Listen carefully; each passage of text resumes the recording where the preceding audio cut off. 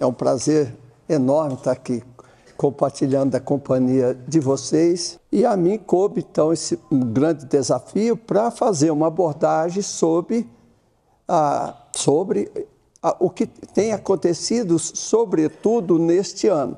Uma elevada queda de frutos em praticamente todo o estado de São Paulo, né? A agenda que eu tomei a liberdade de propor é fazer uma abordagem geral dos patógenos associados à queda de frutos cítricos nas condições até então tidas como normais, que não eram tão normais, porque esse aumento de queda de frutos já, pelo menos dos últimos 5, 6 anos, já vem ocorrendo.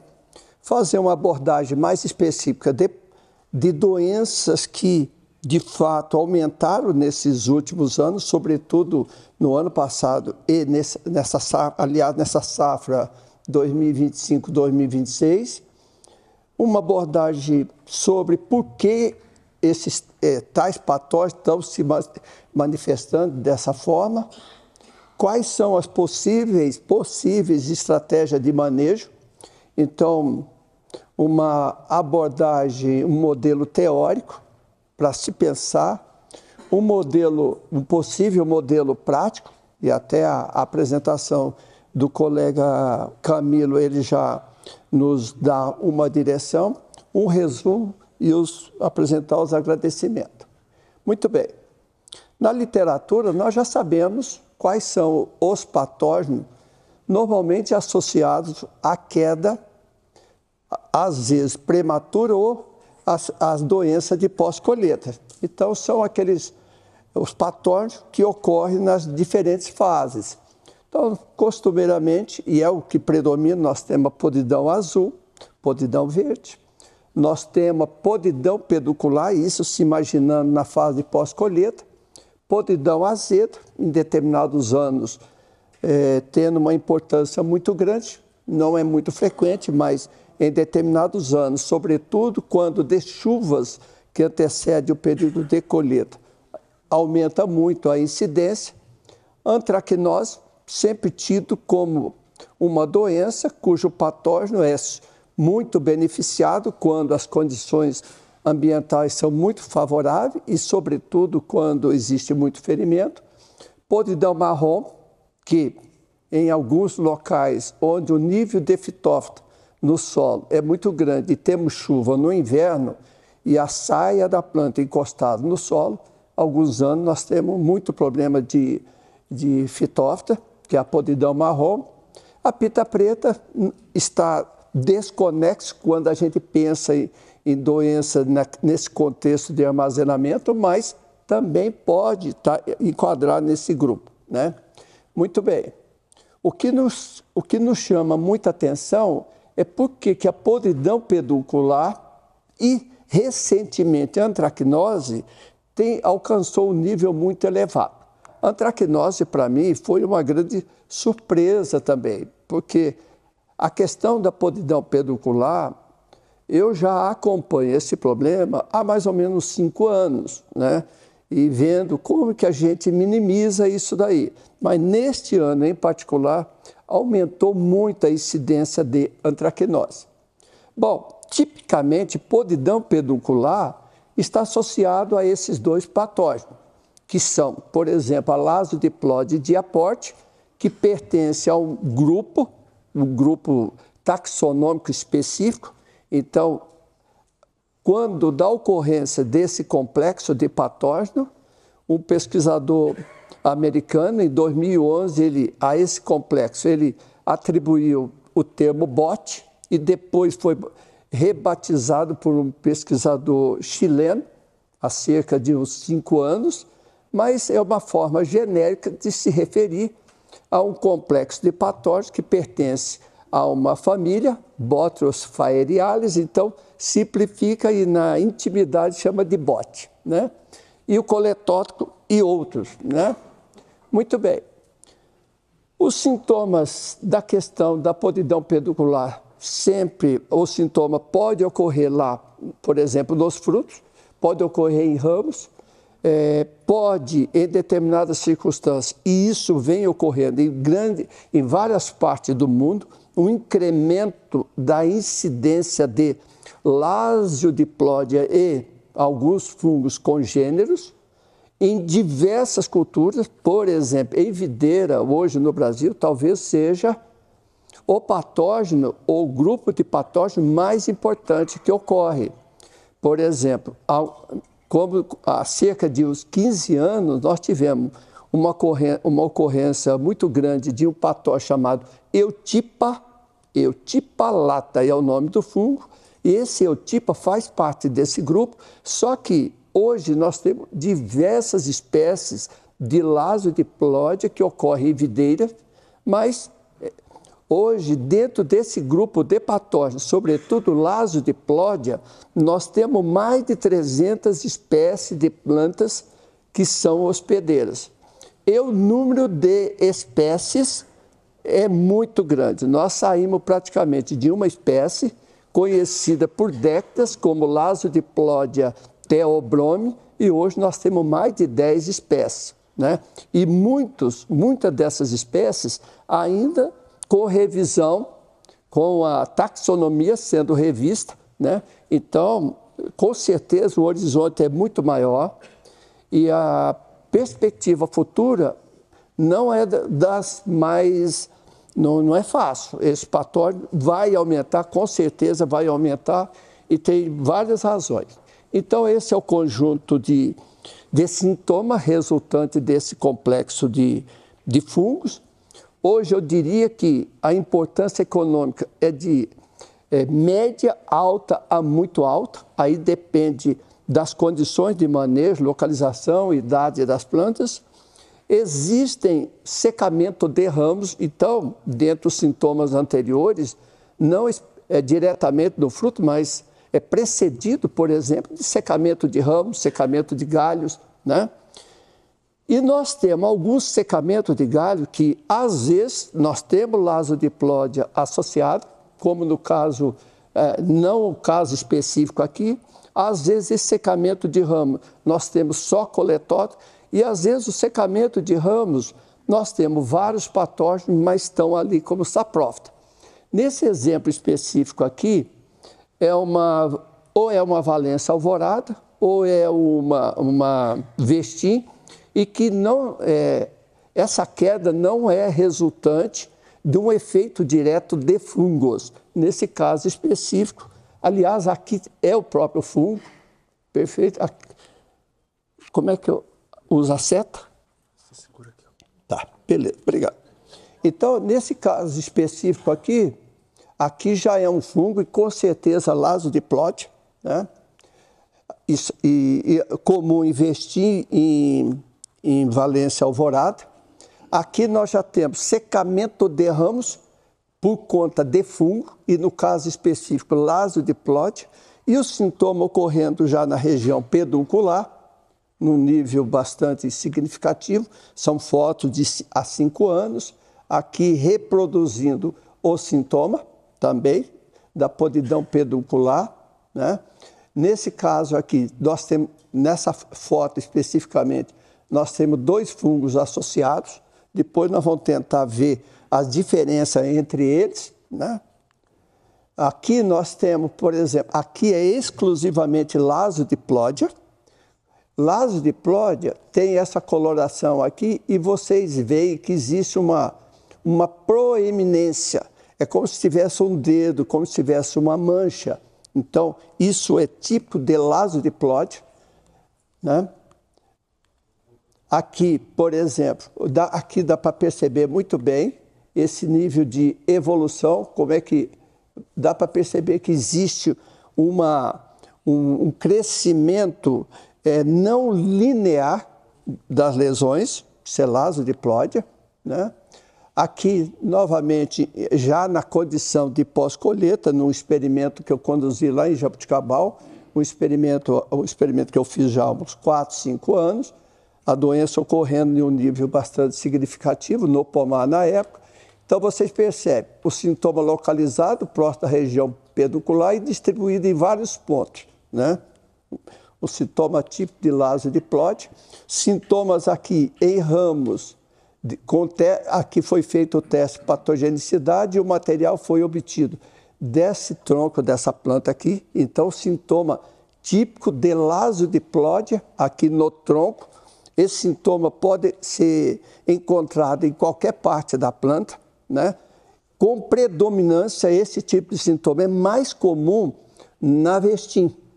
Na valência alvorada também, e também na pera.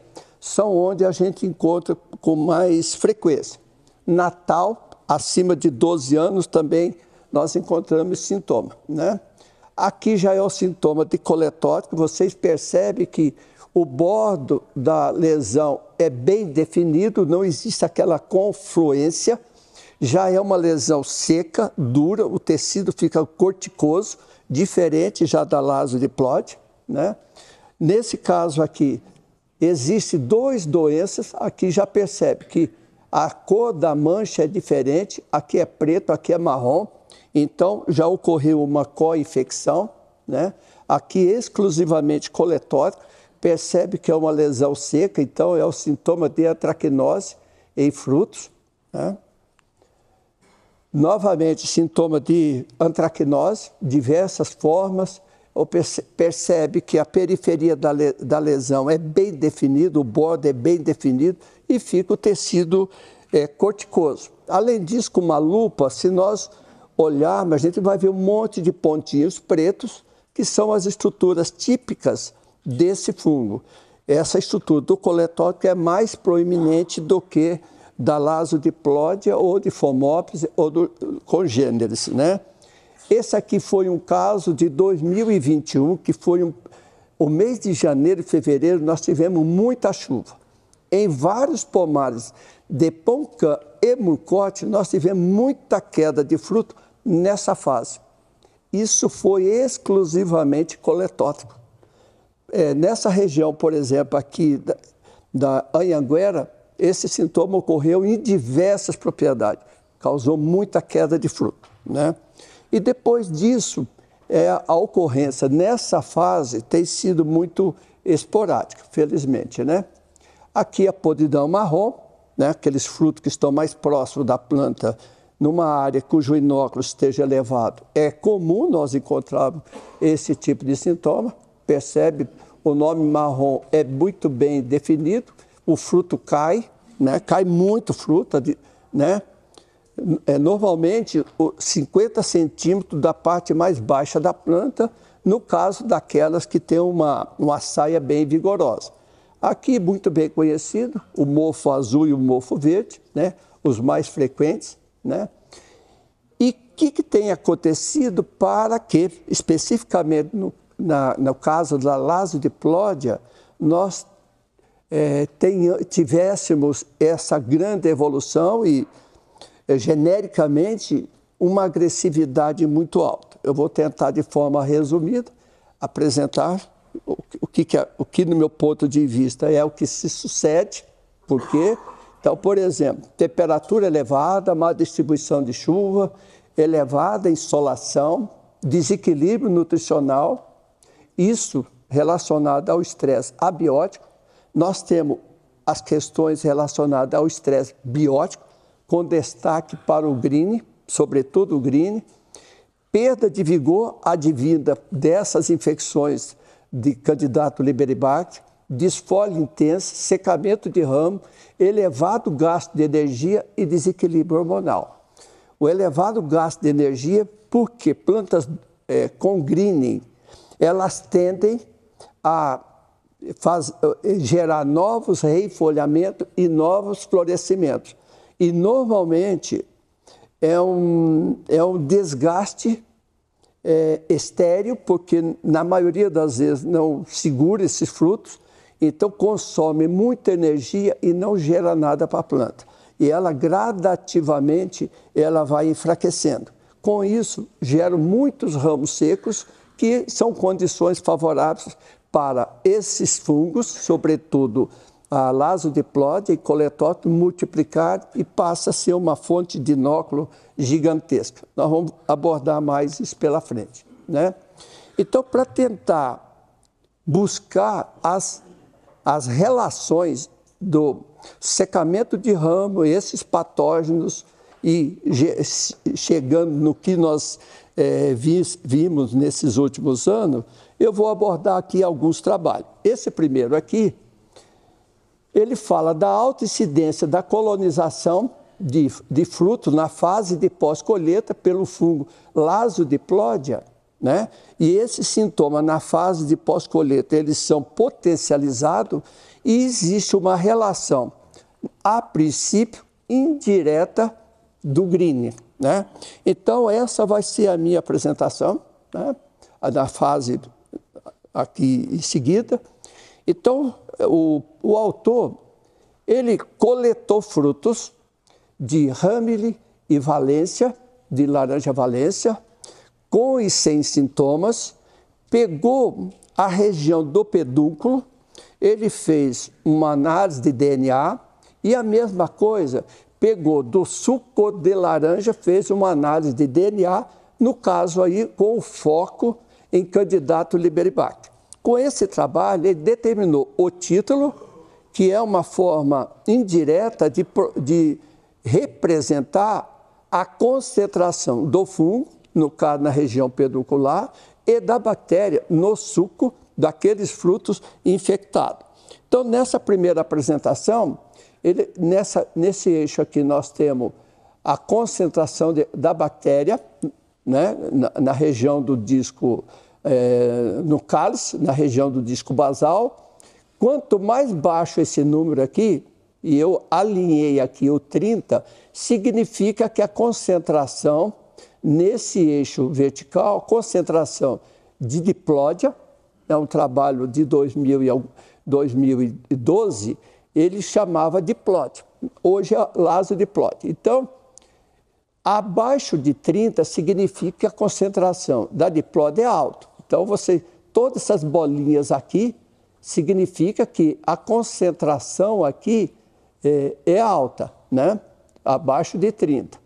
Esse lado é do fruto com sintoma e desse lado o fruto que não tem sintoma. Naquele momento, supostamente assintomático, ou seja, muita diplódia no fruto com sintoma e praticamente a diplódia inexistente no fruto assintomático. Isso ele fez para a diplódia e também fez para a bactéria do green. Então, quanto mais baixa a concentração, significa mais alta é a quantidade de célula bacteriana. Então, agora a gente olha pelo eixo do X. No fruto sintomático, a concentração de bactérias situou entre 20 e 30. No nosso trabalho, nós consideramos abaixo de 34. Então, na marcação aqui, eu fui até muito austero, marcando com 30. Concentração de 18 a 22, não tem por onde crescer mais, está super concentrado. Então, nesse trabalho, ele mostrou aqui, para a Hamilton, uma relação direta entre a concentração de diplódia com a concentração da bactéria. E a mesma coisa foi apresentada aqui em Valência. Alta concentração da bactéria, aqui, por exemplo, em torno de 20, abaixo de 30, e a mesma coisa a concentração da diplódia. Então, nesse trabalho, ele provou que existe uma relação da Lasodiplodia com a bactéria do green, né? Um trabalho, por sinal, espetacular em duas variedades de frutos sintomáticos e assintomáticos. Nesse outro trabalho, o objetivo foi tentar estabelecer uma relação entre queda de frutos e teores de etileno. Então, por exemplo, aqui tem a porcentagem de apodrecimento, o número de dias cujos frutos foram, nesse caso aqui, não tratados com etileno e frutos tratados com etileno. Então, vocês percebem. Então, por exemplo, esse aqui, que é uma Hamilton de fruto sintomático, e a de baixo é uma valência de frutos sintomáticos. Quando, por exemplo, mesmo não tratada com etileno, depois de 6 dias, houve uma evolução da concentração, do apodrecimento de frutos. né? Mesmo sem tratar com etileno, frutos provenientes de plantas com green, houve uma evolução no número de frutos com apodrecimento. Quando se utilizou etileno, fez o tratamento com etileno, esse tempo aqui foi significativamente reduzido e no caso dos frutos sintomáticos, houve uma evolução muito grande de etileno. Então, no caso aqui, a rame de valência de frutos doentes, tratado com etileno, e aqui, por exemplo, com 15 dias, estava um patamar próximo de mais de 50% de frutos doentes. Nesse trabalho, ele prova que as plantas doentes, ou com frutos doentes, o etileno, se utilizado como estratégia de desverdecimento, é um tiro no pé. E em condições naturais também acontece, né? Porque aqui, por exemplo, sem tratamento, nos frutos sintomáticos, ainda que esse percentual não tenha sido tão alto, mas demonstrou que houve apodrecimento de fruto. Então, provando que existe uma relação do etileno e o aumento da incidência de frutos podres. Nesse outro trabalho, talvez a luz aqui esteja nos prejudicando. O que significa? Eu acho que eu estou querendo muito de vocês. Mas aonde tem a setinha aqui tem uma hifa. A hifa é igual a uma linha. Então, por exemplo, essa linha está na região peduncular de um fruto com sintoma, no caso é uma rame, e aqui no caso é da valência, que também tem essa hifa aqui, ó. Nos outros dois, não tem. Agora, para chegar nisso daqui, o autor tirou o disco da região peduncular, fez uma esterilização, colocou num papel de filtro esterilizado e acompanhou com microscopia eletrônica o que saía aqui, o que saía ali. Ou seja, ele admitiu que do lado de fora tinha promovido uma asepsia total, e ele explicou o que foi feito e realmente aconteceu. O que saiu ali de hifa foi daquele fungo que estava, um possível fungo que estava internamente, que se diz uma infecção quiescente, é aquela que está temporariamente no interior dos tecidos. Nesse outro trabalho, ele avaliou, isso aqui é muito interessante também, ele avaliou a força necessária para eu destacar um fruto de um ramo,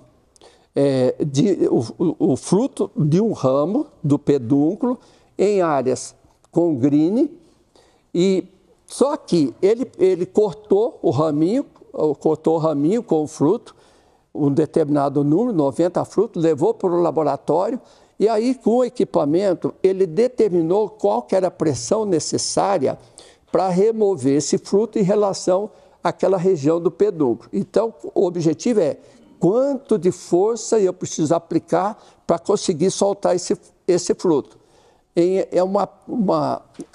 Numa planta assintomática, quanto que eu preciso, e quando ocorre o green, que força que eu preciso aplicar. Então, por exemplo, nessa figura aqui em cima, nós temos o rame. Quando está o quadrado cheio aqui, essa bolinha completa, significa que esse fruto aqui foram os frutos aqui, ó, são sintomáticos, ó. E quando está com a barra vazia, é assintomático.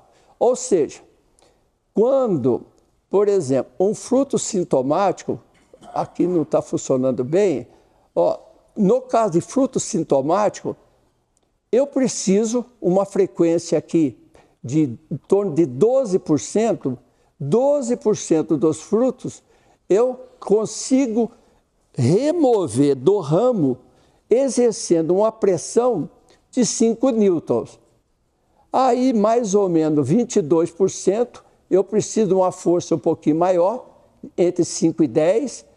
Aí, em torno de 27, eu preciso de 10 a 15, e aí sucessivamente. O que significa isso aqui? Esse número aqui é baixo, e esse, por conta do fruto ser sintomático, Ou seja, o nível de fixação do fruto ao ramo, quando sintomático, já não é tão forte. Já ele fica muito vulnerável. Por si só já fica vulnerável. Quando o fruto ele não está sintomático, ó, vocês percebem que eu preciso de 30, acima de 30 pelo menos, para eu conseguir separar o fruto daquele ramo.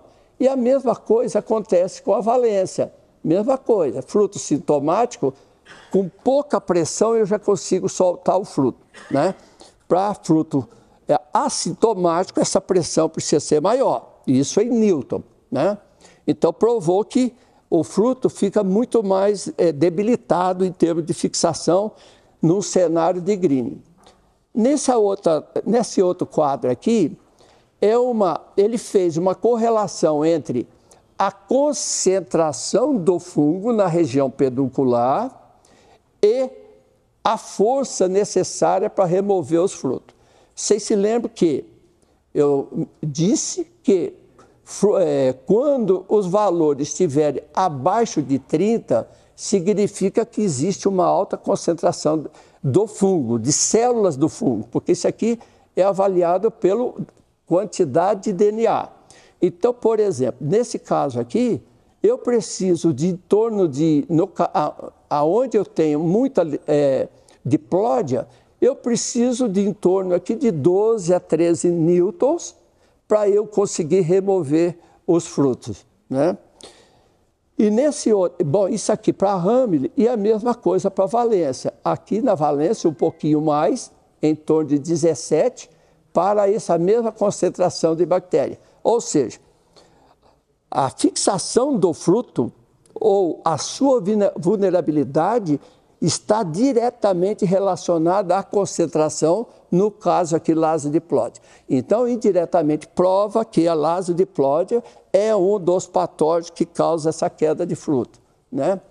Agora, aqui é um outro trabalho, também muito interessante, que o objetivo é verificar qual que é o impacto do desvedecimento em relação ao apodrecimento de pós-colheita. Até aqui nós estamos pensando no etileno de forma exógena, chegando e aplicando, colocando os frutos numa câmara e fazendo o tratamento.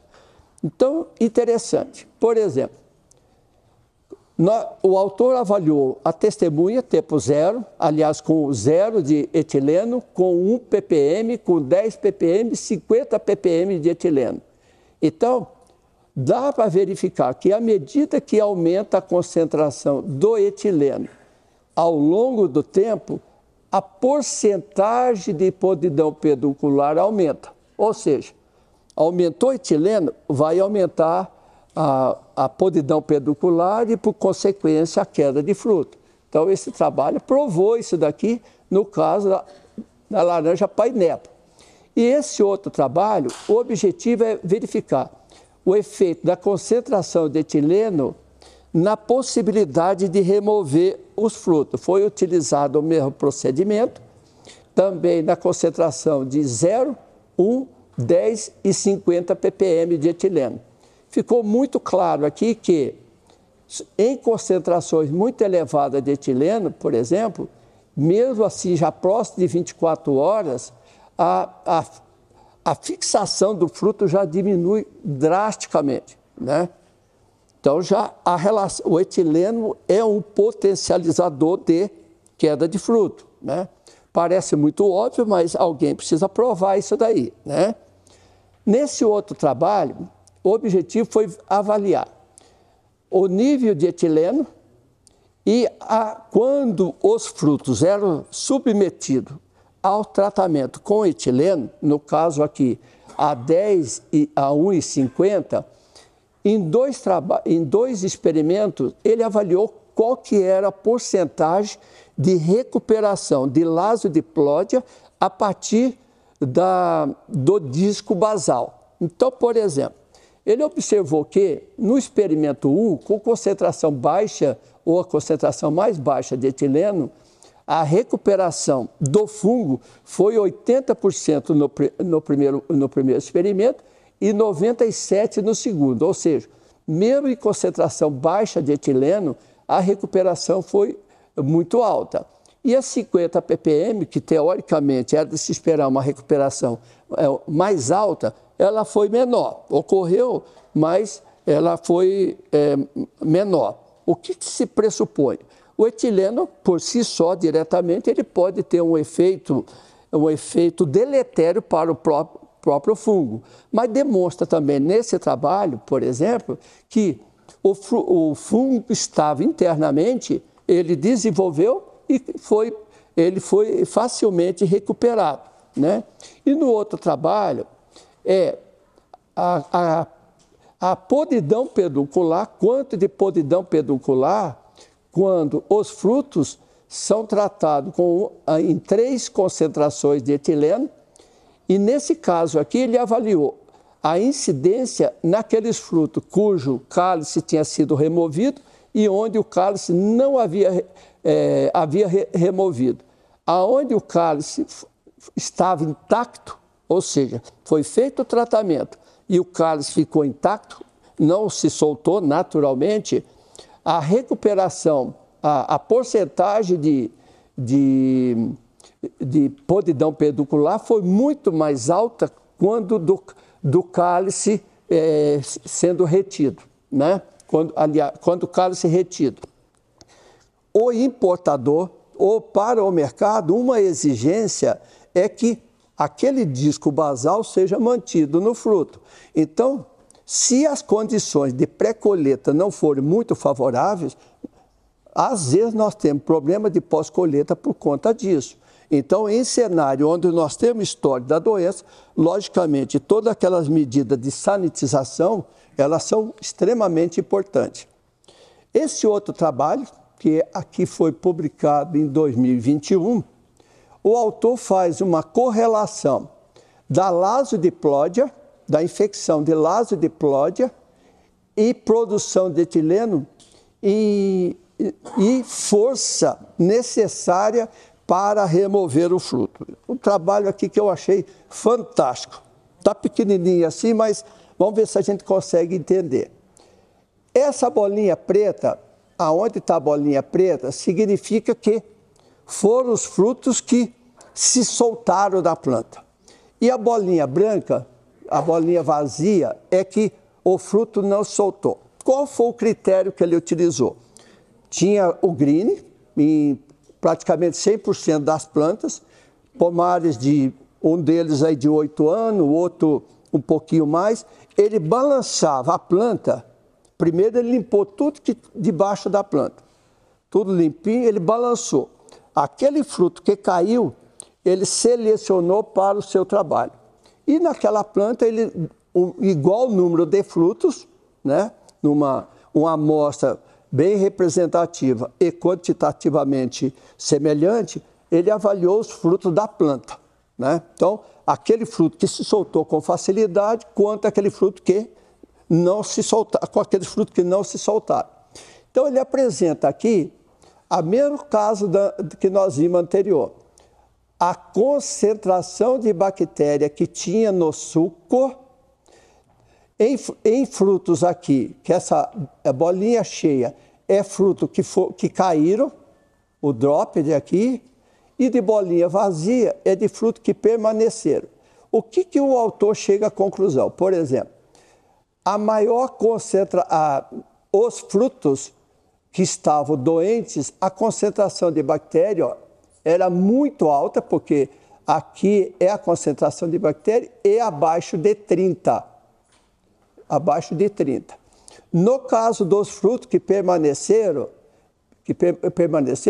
também a concentração estava muito elevada, né? Porque deu um CL muito elevado. Ou seja, o fruto não caiu, mas a bactéria já estava no suco. Ele provou isso nessa variedade Hamilton, numa avaliação em dezembro de 2014, a mesma coisa em janeiro de 2015, e a mesma coisa ele verificou aqui na Valência no mês de abril. Ou seja, uma alta concentração de bactéria, aquele fruto que caiu, ele estava numericamente mais concentrado, não foi tão disperso. Nesse outro trabalho, a mesma coisa ele fez, aqui foi com a bactéria do Green, aqui foi com o fungo, né? Nesse caso aqui, em relação ao fungo, já observa, por exemplo, que existe uma dispersão maior. Por exemplo, vários frutos caíram e a concentração do fungo era baixa. E no caso dos frutos que não caíram, a concentração do fungo aqui era mais baixa ainda, porque quanto mais alto o número, significa que menos conteúdo de DNA do fungo está naquele material. A mesma coisa se viu aqui, nessa outra avaliação de Hamilton aqui e também na valência.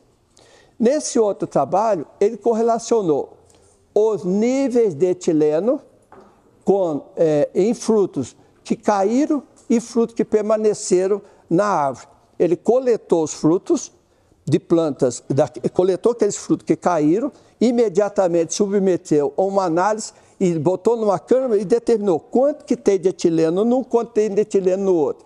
No fruto que caiu, uma quantidade alta de etileno. No fruto que permaneceu, o conteúdo de etileno muito baixo. Ou seja, o fruto cai e o etileno está associado. Vamos em frente. Aonde você vai chegar com essas histórias? Vamos lá.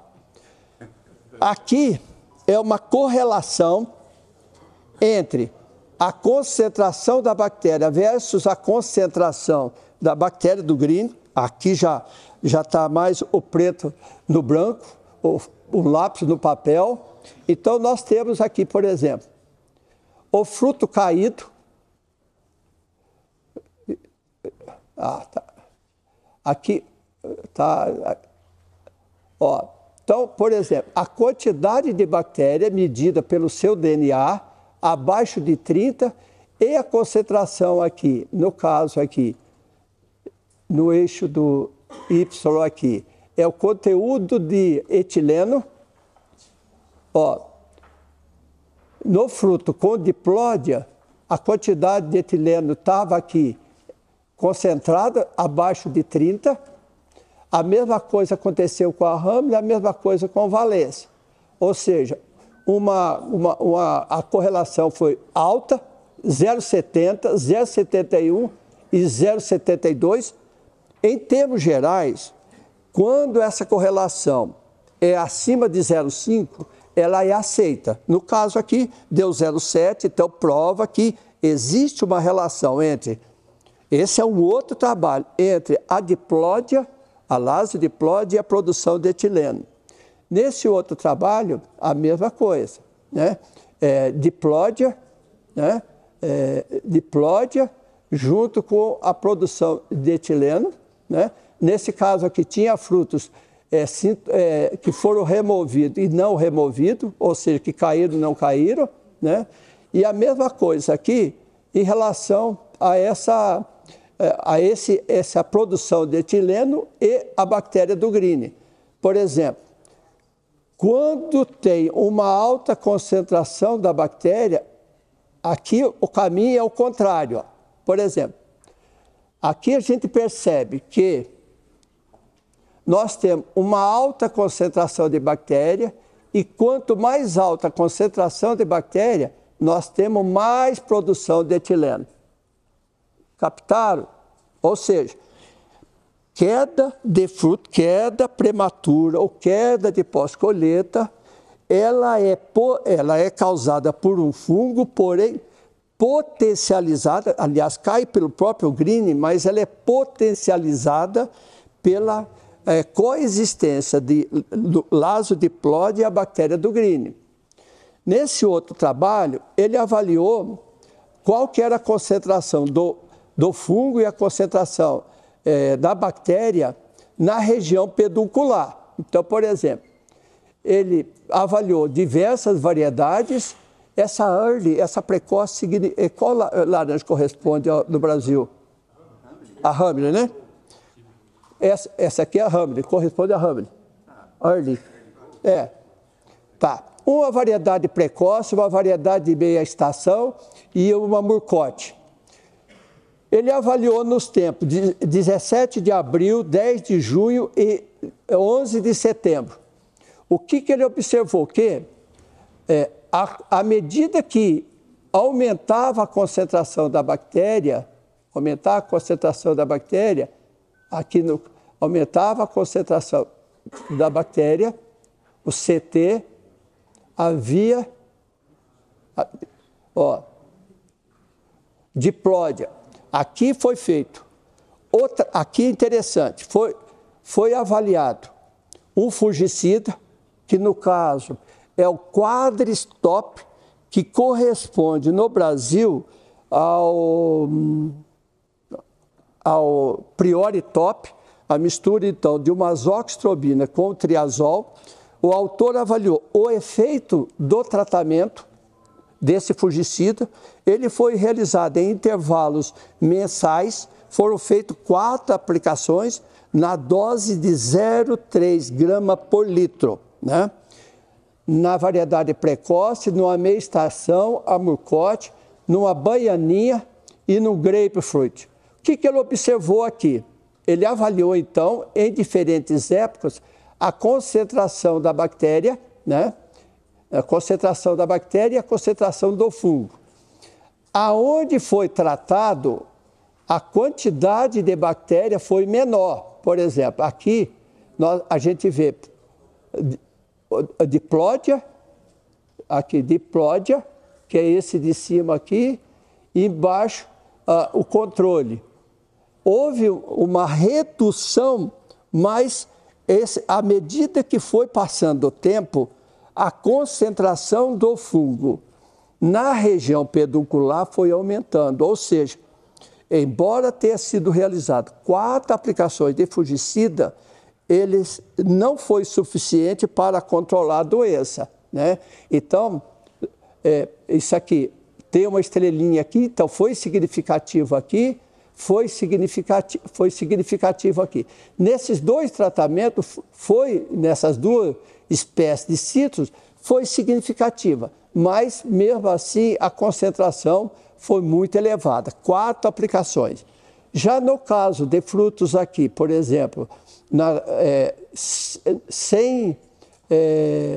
na testemunha aqui, que é esse daqui, o controle com green, e aqui no caso do controle só de diplódia, a quantidade foi mais baixa, mas o mais baixa aqui é uma escala logarítmica. É mais baixo, a concentração é mais elevada. Ou seja, o uso de fungicida diminui a concentração da bactéria, do fungo, no tecido, mas não suprime. Então, é o que demonstrou esse trabalho. Ou seja, vale a pena usar o fungicida? Nesse cenário, não. Não que o produto seja ruim, de jeito nenhum. O que precisa de fato, essa alternativa, se é ou pode ser uma delas, uma medida complementar, em que circunstâncias nós deveremos trabalhar. Voltaremos a falar sobre isso. Então, aqui, há mesmo caso. Só que aqui foi aqueles frutos tratados, a mesma coisa, na área que foi aplicado o fungicida, foram coletados 90 ramos com frutos e avaliada a pressão necessária para remover esse fruto do ramo. E o que os autores observaram aqui? Por exemplo, esse aqui é a testemunha, que é o controle, que não teve tratamento, e esse daqui é onde botou o fungicida. Aonde não colocou o fungicida, a maioria dos frutos estavam aqui, por exemplo, a porcentagem de frutos necessário com 20 a 30 newtons, a maior concentração de frutos estava no 20 a 30 aqui, ou seja, uma força X para remover a maior parte dos frutos nas áreas, na testemunha, que não foi tratada, eu precisava de uma força de 20 a 30. Já onde eu usei o fungicida, a maior parte precisou uma pressão de 30 a 40, ou seja, os frutos estavam melhores fixados, né? Isso para essa variedade precoce, a mesma coisa aconteceu para essa de meia estação e para a Murcote foi pior ainda. Ou seja, não é pior, aonde foi feito o tratamento, melhorou o nível de fixação do fruto nos ramos. Na baianinha, o caso semelhante, 30 a 40, aqui já foi igual, 30, praticamente 30 e 40, já na grapefruit, também o resultado semelhante. No geral, o benefício do fungicida aqui, medido, por exemplo, no conteúdo do fungo, né? Concentração de DNA, e medido pela força necessária para remover o fruto, demonstrou que o tratamento fungicida, de 4 aplicações, não resultou em benefício. Esse outro trabalho, o objetivo foi, eu tinha uma área tratada e uma área não tratada. Quantos frutos caíram nesse local e quanto caíram no outro, né?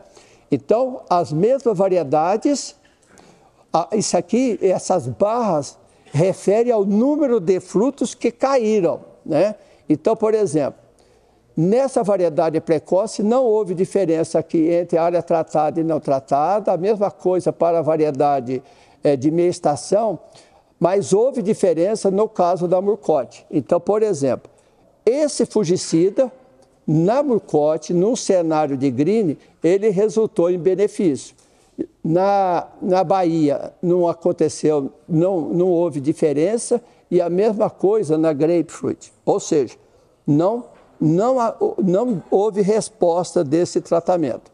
E aqui é o dado acumulado. Não, aqui é a porcentagem de fruto caído, né? Aqui é o número de fruto caído e aqui é a porcentagem. A mesma coisa. Houve diferença aqui na variedade de meia estação, onde o fruto aqui, por exemplo, na testemunha caiu mais, então houve diferença, e na Murcote, né? Aqui houve diferença, né? Estatística, ou seja, por essa variável houve uma melhoria, né? Aqui é a mesma coisa dos dados anteriores, mas é uma correlação, por exemplo, número de frutos caídos e o tempo, né? Então, à medida que foi passando o tempo, logicamente foi aumentando a quantidade de frutos caídos, né? E aqui, por exemplo, na testemunha e aonde o fungicida foi aplicado.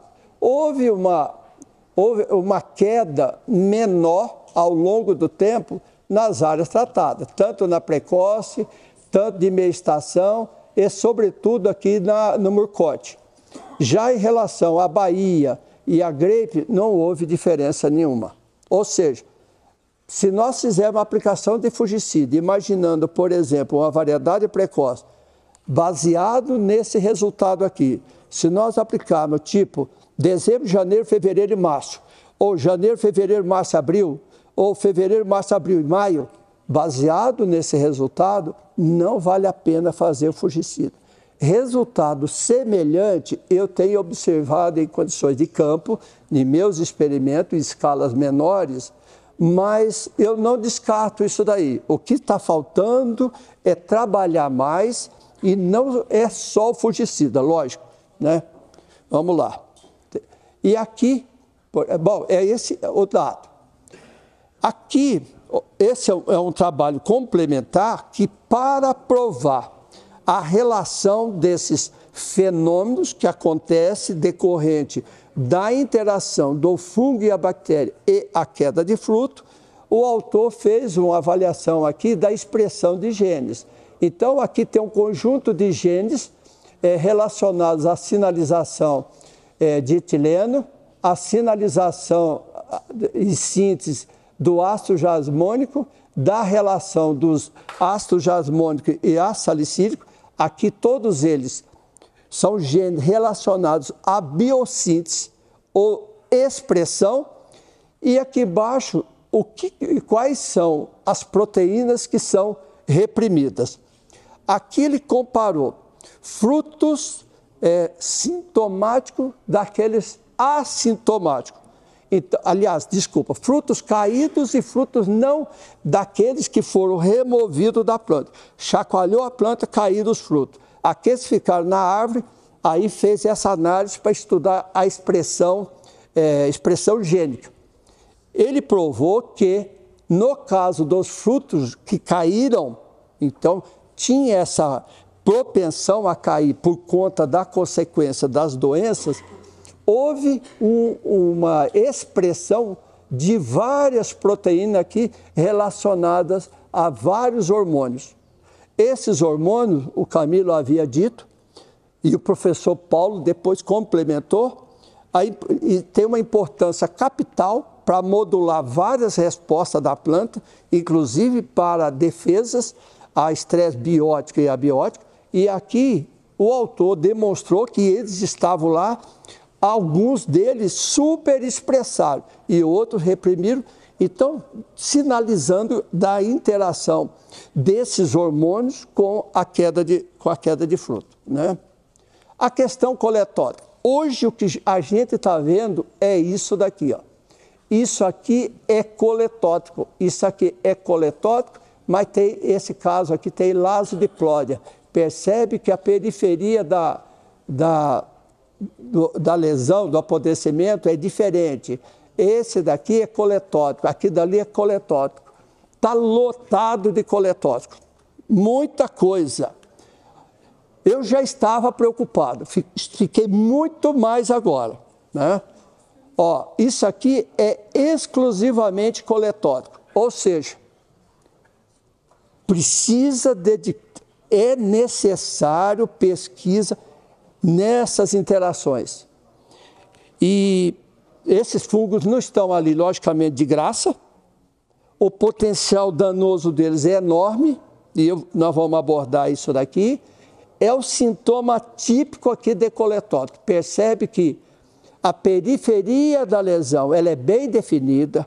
Se apertar, o tecido não fica podre, ele fica rígido. Às vezes mumifica na planta. Isso é coletótico, né? No caso de lasodiplodia, tende a ser mole, porque a lasodiplodia produz muita enzima e essas enzimas têm a capacidade de degradar a parte interna, por isso dá essa diferença.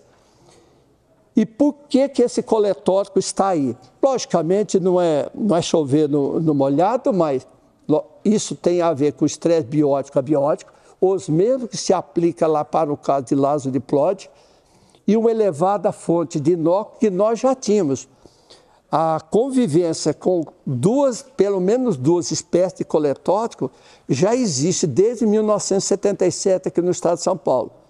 Na literatura, nós temos duas espécies descritas, mas nós temos mais 4 espécies diferentes daquelas duas que são capazes, que causam também sintomas de podridão floral. Esse que está ocorrendo, eu até aventurei em botar coletótico gloiosporioide, mas eu acho que não é gloiosporioide, embora a estrutura do conídeo seja muito semelhante. Eu acho que é um coletótico diferente. Aliás, nós já temos outros coletóticos causando secamento de ramo e não é gloiosporioide, né? Então, qual que é o modelo histórico? E aqui, resumidamente, nem vou abordar isso, é o que o Camilo está fazendo. O Camilo pegou esse ciclo e está decifrando isso daí. Resumidamente, isso daqui, o verde significa aqui as respostas decorrentes do estresse biótico. Essa cor laranja significa a resposta da planta resultante do estresse abiótico. Em algumas circunstâncias, essas respostas se intercambiam. Por exemplo, no caso aqui, nós podemos ter um patógeno biotrófico, que, por exemplo, seriam as ferrugens, seria, por exemplo, o ídio, que são categorias, relações nutricionais diferentes, que a planta, para se defender, ela utiliza uma determinada rota metabólica. E no caso aqui, nós temos lasodiplodia, coletótico e outros, que a rota metabólica é diferente. Então, por exemplo, aqui existem as divisões. Nós temos o biótico, mas eles abrem até chegar num ponto final, numa proteína chamada PR1, que vem de NPR1. E ali, bifurca e a planta vai utilizar uma linha para se defender quando é um patógeno biótico e outra linha quando é um patógeno biotrófico e quando é um patógeno necrotrófico. E a diferença está, um lado utiliza, por exemplo, a via do ácido salicílico e outra utiliza os derivados do ácido jasmônico. Então, existe essa divergência. Então, academicamente é interessante isso aqui, mas cientificamente também é importante. E, a meu ver, a estratégia para o manejo do green, dentre várias medidas que precisam ser agronomicamente implementadas e melhoradas, nós precisamos buscar soluções nisso daqui. Ó. Então, fico muito feliz de todo o engajamento de vários pesquisadores, todo investimento que o Camille e a equipe faz, porque é por aqui que nós precisamos buscar, porque é possível reduzir a doença com fungicida? Eu entendo que é possível, essa questão de podridão peduncular é possível, porém, nós vamos puxar esse cobertor para um lado e ele vai deixar de cobrir alguns santos. E vamos agravar mais uma série de outros fatores. E olha como é importante. Por exemplo, hoje nós não temos, entre aspas, autorização, não temos, de fato, autorização para utilizar os benzimidazóis na citricultura. Então, nós temos estrobilurina, temos triazóis, nós temos carboxamida. Só a título de exemplo, para esses dois patógenos, se eu utilizar benzimidazol, eu vou aumentar a população de um deles e não vou resolver o outro. Por exemplo, se eu utilizar um benzimidazol, ele vai ser uma tacada para coletótico, mas em compensação ele não faz nada para lasdiplódia. Lasdiplódia vai explodir. Se eu utilizar o fungicida, que vai pegar bem lasdiplódia, coletótico vai aumentar. Então, nós precisamos achar o meio termo para buscar uma saída, né? Então, o modelo o que nós poderíamos sugerir? Bom manejo de pragas e doenças, ou é melhorar a condição vegetativa da planta. Boa nutrição, podas eu vejo como podas, tem vários aspectos, tem alguns aspectos negativos, mas muito positiva e muito cenário. Por exemplo, se eu tenho lá uma incidência de green em plantas de, por exemplo, 8, 10 anos, dependendo da forma como é essa distribuição e tal, determinado tipo de poda que costumeiramente já potencializa, já melhora a produção. Mas no cenário de green, nós temos como melhorar e muito. Por exemplo, se a maior parte dos sintomas do green estiver na parte superior, e se for pomada, por exemplo, de mais de 10 anos, com saia mais baixa, uma poda drástica vai ajudar a estimular a brotação e melhorar a saia, e é onde eu posso aumentar a produtividade. Então, eu retiro aquela parte que não está acrescentando para a planta, porque os ramos ou aqueles galhos lotados de green vegeta com mais frequência, floresce com mais frequência e não entrega nenhum resultado, entre aspas, benéfico para a planta e consome muito. Por isso que nós temos queda de folha. Por que acontece a queda de folha? Primeiro, porque faltou condições para essa folha absorver a quantidade de água, nutriente e dar o destino necessário ao açúcar que em quantidade pequena tenha sido formado. Então, essa folha chega um determinado momento que ela só consome e não agrega. A planta reconhece isso e solta essa folha. Mas aquele ramo tem hormônios acumulados que em algum momento vai emitir um florescimento.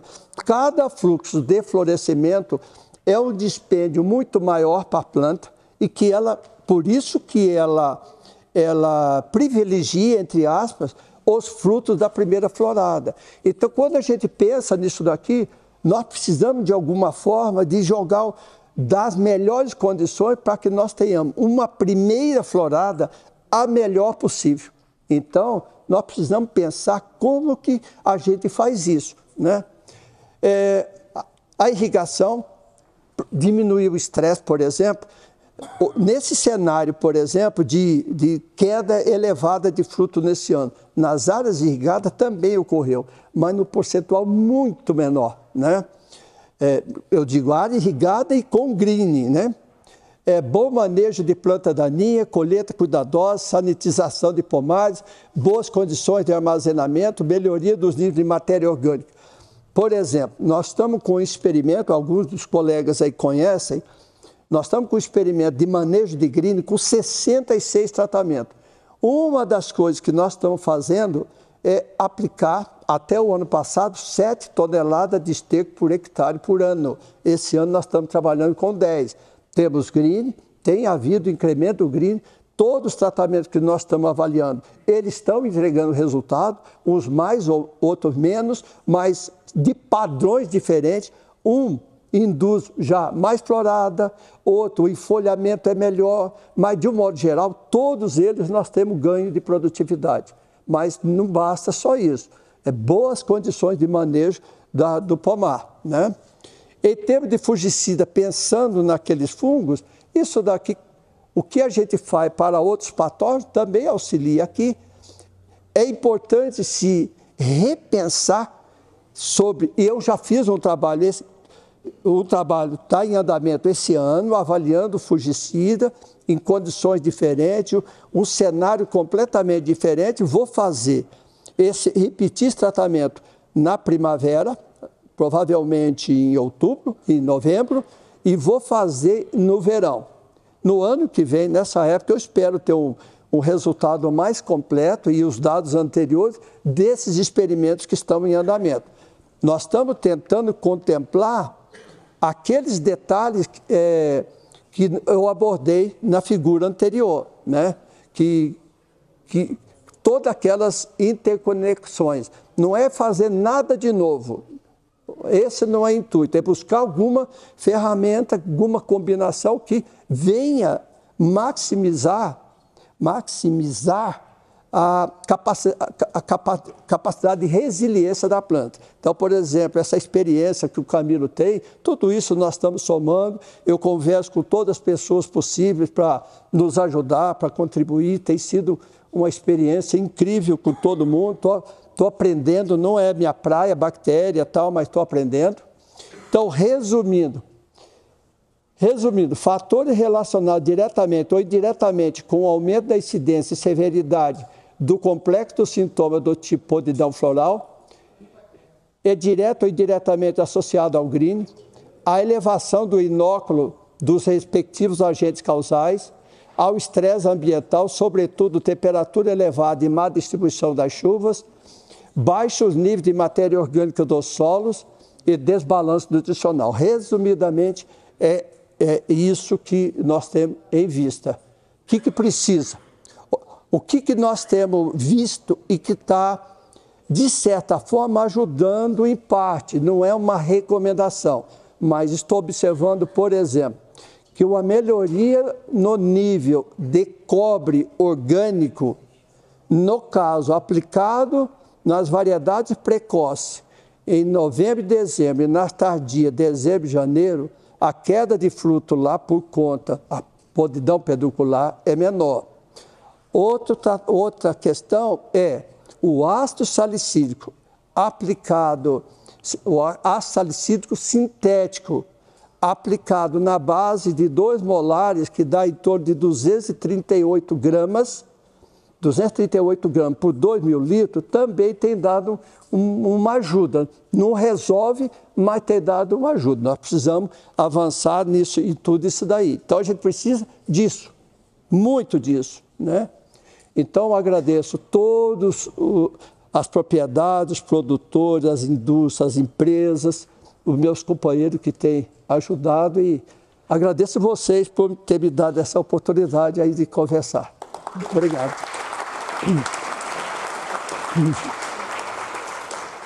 Valeu.